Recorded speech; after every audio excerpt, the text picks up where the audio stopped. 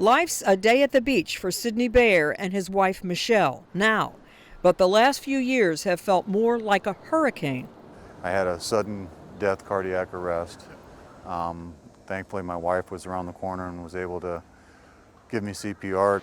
Bayer had a quadruple bypass, followed by more open heart surgery to plug a leaky mitral valve. Every time the heart tries to pump the blood out of the heart into the big aorta, almost 30 to 40% of it is actually leaking through that valve. That's when Bayer was faced with a third open heart surgery, but repeat valve replacements can be risky.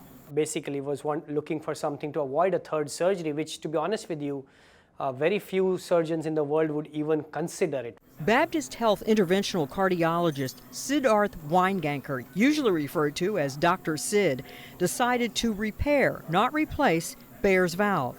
He used an innovative technique called PVL closure to place a catheter in a small vein in the patient's leg to deliver a plug that repairs the prior valve. So we have to go out of the box, think out of the box, use out-of-the-box tools to close them. It's always good to have a plan A, plan B, plan C. The first two plugs didn't work.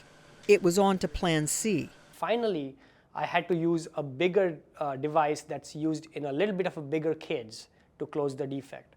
And that worked great. And thanks to Dr. Sid, Sidney is getting stronger and soaking up all that life has to offer. So it's a miracle that he's alive. I'm Marty Salt reporting.